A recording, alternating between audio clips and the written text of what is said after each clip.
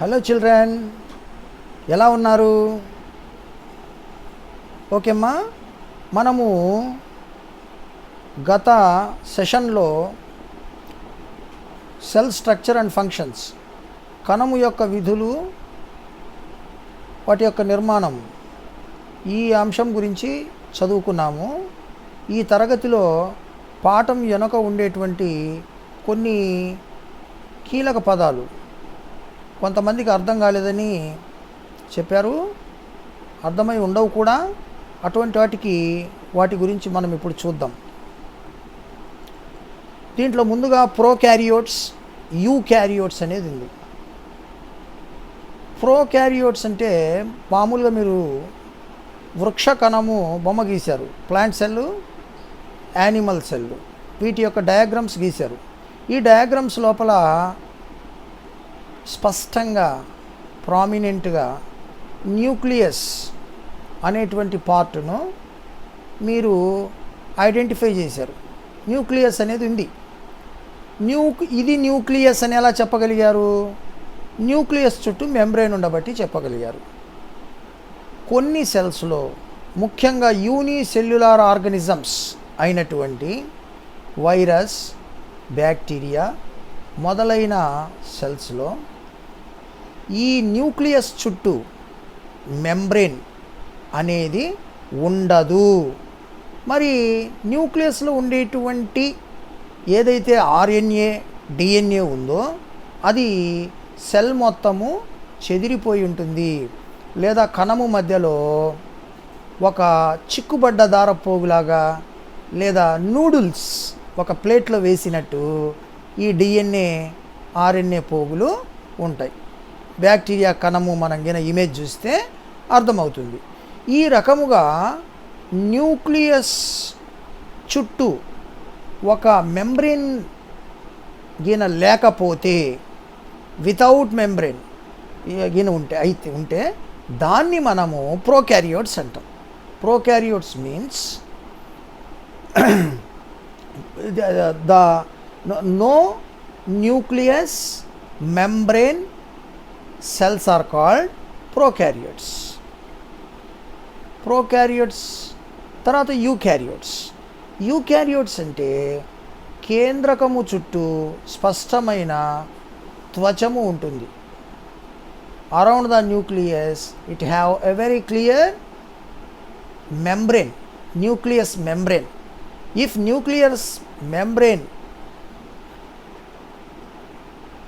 have the cell is called eukaryotic cells.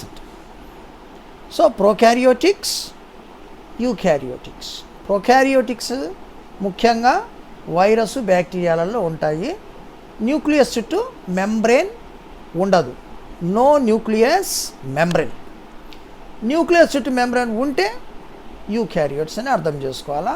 All developed cells, human cells కానివ్వండి, ఇటువంటివి. ఇంకా next ల్యూకోప్లాస్ట్ అనేటువంటి ఒక మాట వచ్చింది. మామూలుగా చెట్లు ఎందుకు పచ్చగా ఉన్నాయి అంటే దాంట్లో క్లోరోఫిల్ ఉంది అంట. క్లోరోఫిల్ ఎక్కడ ఉంది అంటే క్లోరోప్లాస్ట్లో ఉంది. క్లోరోప్లాస్ట్ ఎక్కడ ఉంది? ప్లాంట్ సెల్స్ లోపల ఉంది క్లోరోప్లాస్ట్ అని చెప్తాం కదా. మరి పచ్చగా ఆకులు ఉండడానికి క్లోరోప్లాస్ట్ కారణం. క్లోరో అంటే పచ్చని అని అర్థం. అదేవిధంగా క్రోమోప్లాస్ట్లు అని ఉన్నాయి. క్రోమోప్లాస్ట్లు అంటే రంగురంగులు ఉంటాయి. పసుపచ్చదనము, పసుపు రంగు, ఆరెంజ్ రంగు, తర్వాత ఇండిగో రంగు, ఈ రకంగా ఉంటాయి. ఇప్పుడు కొన్ని ఇవి ఎక్కడ ఉంటాయి? ఫలాలలో బాగా మాగిన కాయలు చూడండి, కొన్ని ఆరెంజ్ కలర్లో ఉంటాయి, కొన్ని ఎరుపు రంగులో ఉంటాయి. కాయ లోపల పల్ప్ కూడా, ఇప్పుడు పుచ్చకాయ ఉంది, దాని లోపల పల్ప్ చూడండి ఎర్రగా ఉంటుంది. దానికి తర్వాత అదే రకంగా పండిన తర్వాత ఆకులు చూడండి పసుపచ్చగా మారుతాయి. అంటే దాంట్లో క్లోరోఫిల్, క్లోరోప్లాస్టిడ్స్ మరి ఇవి ఉండకుండా అవి గిన కలర్ని కలిగి ఉంటే క్లోరోప్లాస్ట్ ఆ క్లోరోనెస్ని కోల్పోయి, అంటే పచ్చదనాన్ని కోల్పోయి మనకి రకరకాల కలర్స్గా ఏర్పడతాయి. ఇంకొక విషయం ఏంటంటే, ఈ క్లోరోఫిల్ ఏదైతే ఉందో అదే రకరకాల ఇతర కలర్స్గా మారిపోతుంది అనేది, జాంతోఫిల్గా, సైనోఫిల్గా, ఇట్లా ఈ రకంగా అన్నమాట. ఇట్లా కాయల్లో ప్రధానంగా క్రోమోప్లాస్ట్లు ఉంటాయి. పూలల్లో కూడా క్రోమోప్లాస్ట్లు ఉంటాయి. పూలు రకరకాల రంగుల్లో ఉంటాయి కదా, చాలా డార్క్ కలర్స్లో ఉంటాయి. ఇటువంటి వాటిల్లో కూడా క్రోమోప్లాస్ట్లు ఉంటాయి. సో పూలల్లో మనం ప్రధానంగా పండ్లల్లో వీటిలో క్రోమోప్లాస్ట్లను అబ్జర్వ్ చేయొచ్చు వాటి యొక్క సెల్స్ లోపల. దాని తర్వాత ల్యూకోప్లాస్ట్. ల్యూకోప్లాస్ట్ అంటే కలర్లెస్ ప్లాస్ట్. కలర్లెస్ అంటే ఏ కలరు, ఇంకా ఫైనల్గా కలరే లేదంటే ఏది, వైట్ అని చెప్పుకోవచ్చు, వైట్ కలర్. మరి వైట్ కలర్లో ఉండే ప్లాస్టిడ్స్ ఎక్కడ ఉంటాయి అంటే ఇవి కూడా పూలల్లో ఉంటాయి. తెల్లటి పూలు పూస్తాయి చూడండి, తెల్ల రోజా ఉంది. అదే రకంగా దొండ పూలు, కాక్సినియా ఫ్లవర్స్, వాటి యొక్క ఫ్లవర్స్ కూడా వైట్ కలర్లో ఉంటాయి. అంటే ఆ పుష్పం యొక్క పెటల్స్లో ఈ ల్యూకోప్లాస్ట్లు ఉంటాయి. సో క్రోమోప్లాస్ట్లు ఉండవు, క్లోరోప్లాస్ట్లు ఉండవు. క్లోరోప్లాస్ట్లు వచ్చేసి ఆకులో ప్రధానంగా క్లోరోప్లాస్ట్లు ఉంటాయి, పూలల్లో కాయల్లో క్రోమోప్లాస్ట్లు ఉంటాయి. ల్యూకోప్లాస్ట్లు అంటే కలర్లెస్ ప్లాస్టిడ్స్ అన్నమాట. అవి కూడా పూలల్లో మనం ప్రధానంగా అబ్జర్వ్ చేయొచ్చు. తర్వాత కాయల్లో కూడా కొన్ని రకాలైన, ఇప్పుడు మెలన్ ఉంది, వాటర్ మెలన్ కాదు, మెలన్ తెల్లగా, అటువంటి వాటిల్లో కూడా మనము కొన్ని వీటిని అబ్జర్వ్ చేయొచ్చు అమ్మా. నెక్స్ట్ మనం కొన్ని ప్రశ్నలకు జవాబులు ఈరోజు మనం చూద్దాము. వాటిలో ప్లాంట్ సెల్కి యానిమల్ సెల్కి ఉండేటువంటి డిఫరెన్స్ ఏంటి చాలా స్పష్టంగా తెలుస్తూ ఉంది. చెట్లు పచ్చగా ఉంటాయి. పచ్చగా ఎందుకు ఉంటాయి? ఆకులలో క్లోరోప్లాస్టుల్లో క్లోరోఫిల్ అనేది ఉంది, జంతువుల్లో లేదు. సో మనం మొట్టమొదటి పాయింట్ ఏం చెప్పుకోవచ్చు, plant cell have chloroplast.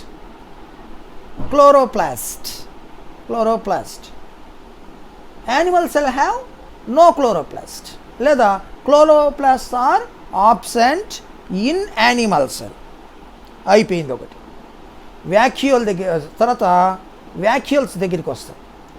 Plant cell have big vacuoles, పెద్ద వ్యాక్యూల్స్ ఉంటాయి. ఎంత పెద్దవి అంటే సెల్లో 90% స్పేస్ని కవర్ చేసేంత పెద్దగా ఈ వ్యాక్యూల్స్ ప్లాంట్ సెల్లో ఉంటాయి. So plant cell have big vacuoles. Animal cells have very small vacuoles. తర్వాత మూడవ తేడాగా మనము సెల్ వాల్ని చెప్పుకుందాం. ప్లాంట్స్ యొక్క బాడీ ఆఫ్ ద ప్లాంట్ చాలా గట్టిగా ఉంటుంది. స్టెమ్ చూడండి గట్టిగా ఉంటుంది అని చెప్పాము, గత తరగతిలో చెప్పుకున్నాం. దానికి కారణము ప్లాంట్ సెల్ చుట్టూ సెల్ వాల్ అనేది ఉంటుంది. యానిమల్ సెల్ చుట్టూ సెల్ వాల్ ఉండదు.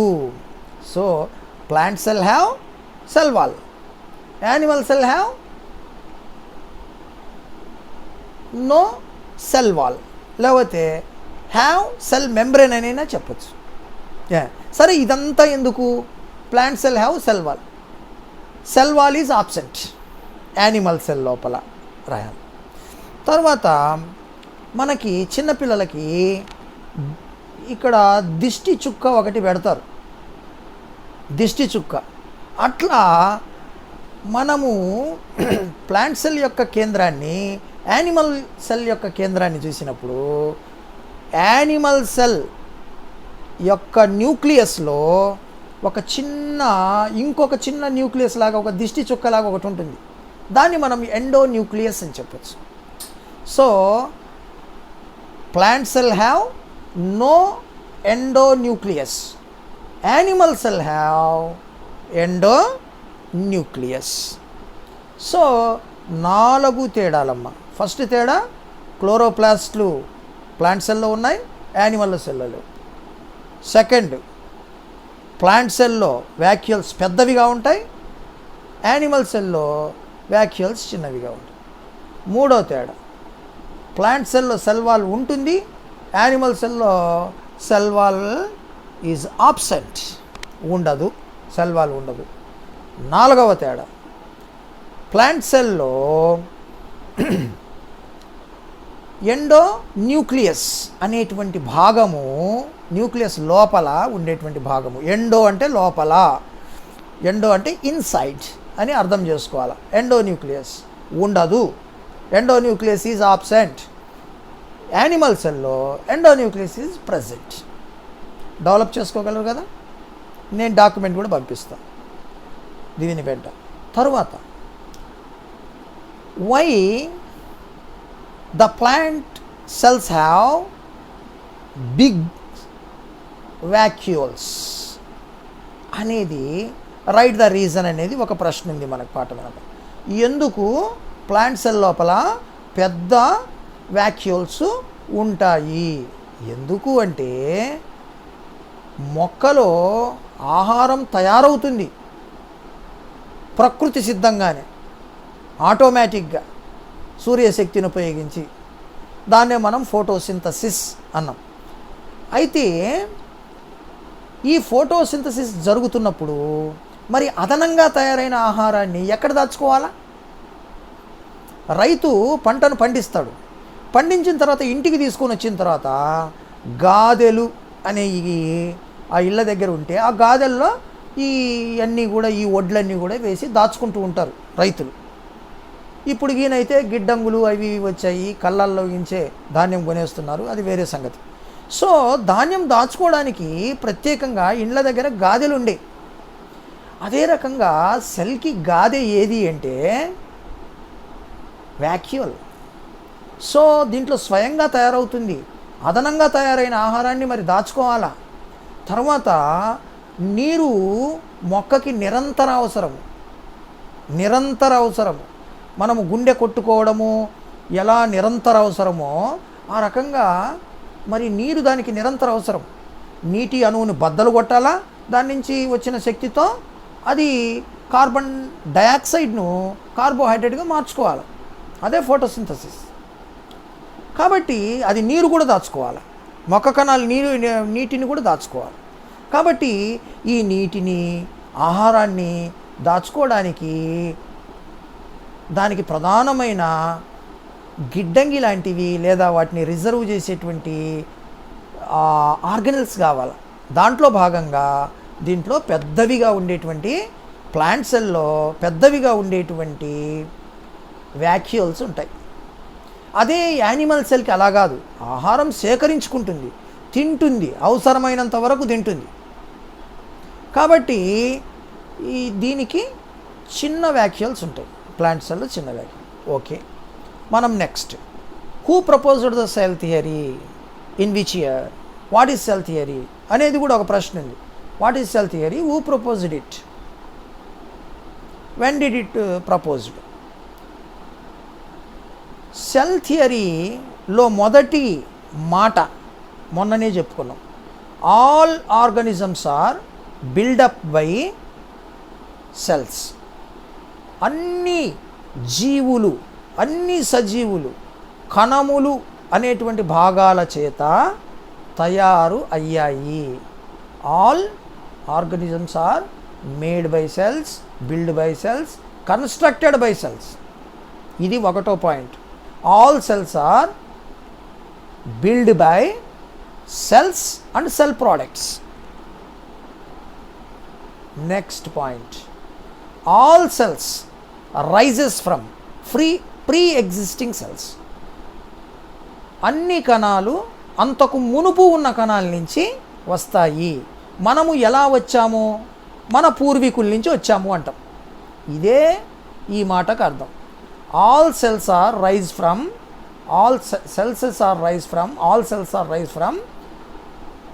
Pre existing cells. అంటే అంతకు మునుపు ఉన్న కణాల నుంచి క్రొత్త కణాలు, నూతన కణాలు ఏర్పడతాయి. చాలా సింపుల్ ఇది.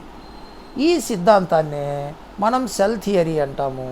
ఈ డాక్యుమెంట్ కూడా మీకు పోయినసారి నేను పంపించాను.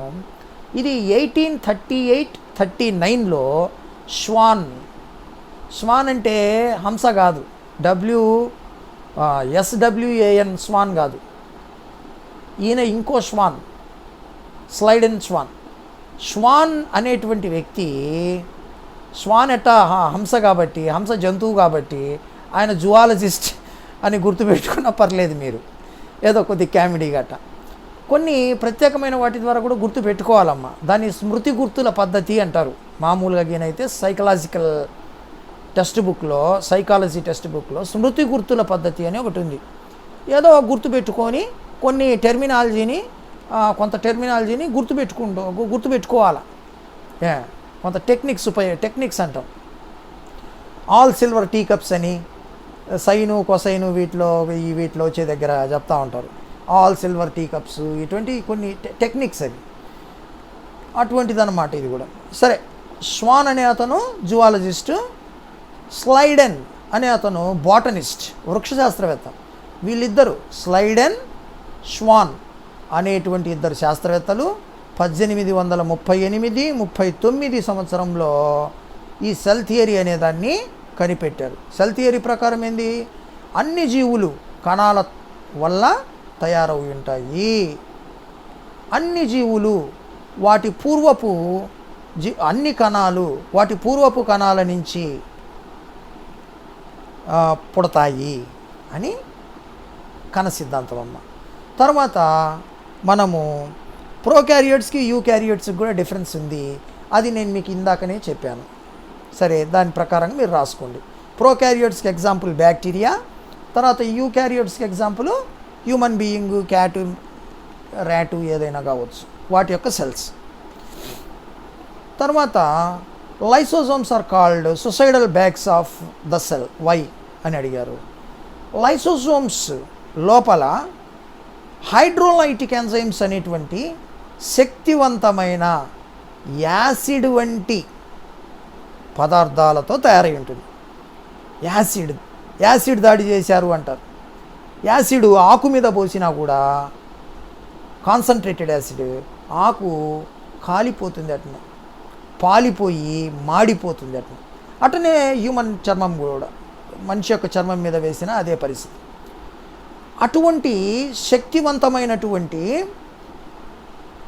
కొన్ని రకాలైన పదార్థాల లిక్విడ్స్ ద్వారా తయారై ఉంటుంది.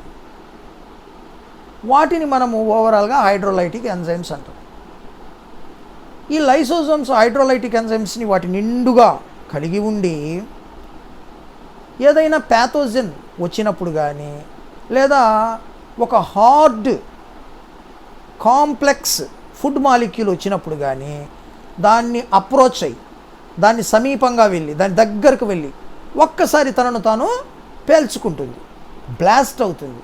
అలా అయినప్పుడు ఈ లైసోజోమ్ లోపల ఉన్నటువంటి హైడ్రోలైటిక్ ఎంజైమ్స్ ఆ ప్యాథోజన్స్ మీద పడి, ఆ ప్యాథోజన్స్ చనిపోతాయి. తర్వాత కాంప్లెక్స్ ఫుడ్ మాలిక్యూల్స్ గినైతే డైజెస్ట్ అవుతాయి. కాబట్టి ఇవి వాటినవి అంతం చేసుకుని సెల్కి కావలసినటువంటి సింపుల్ ఫుడ్ మాలిక్యూల్స్ని తయారు చేసి ఇస్తూ ఉంది.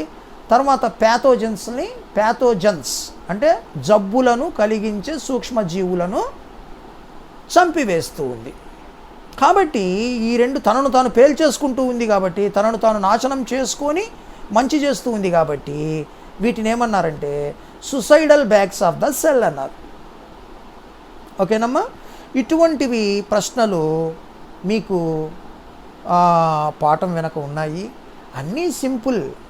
ఎన్ఎస్ అనేది ఒక అందమైనటువంటి సబ్జెక్ట్. ఏదో ఒక కథలాగా మనం చెప్పుకోవాలా. తర్వాత మనం క్లాసులు అవి నుండి మనకు పెద్ద బోర్డు అన్నీ అందుబాటులో ఉన్నప్పుడు మనం ఇంకా చక్కగా చెప్పుకోవచ్చు. అసలు వాస్తవంగా మనం ల్యాబ్లో మరి ఈ మన ఆనియన్ సెల్స్ని మనము అబ్జర్వ్ చేసాము. అదేవిధంగా బీటిల్ యొక్క పీల్లో స్టొమాటోని అబ్జర్వ్ చేసాము. తర్వాత అనేక స్లైడ్స్లో పారమీషియము, అమీబా ఇటువంటివి మనం చూసాం. అట్లా మనం ల్యాబ్ వర్క్ కూడా ఉంటుంది. అవన్నీ మనము ఫుల్ లెంత్లో మనకు ఆఫ్లైన్ అయినప్పుడు వాటి సంగతి ఏందో అప్పుడు మనం తేలుస్తాం. మనం చూద్దాం, అవన్నీ కూడా మనం చూడాలా. అసలు శాస్త్రము అంటే చేయడము అని. Science means doing.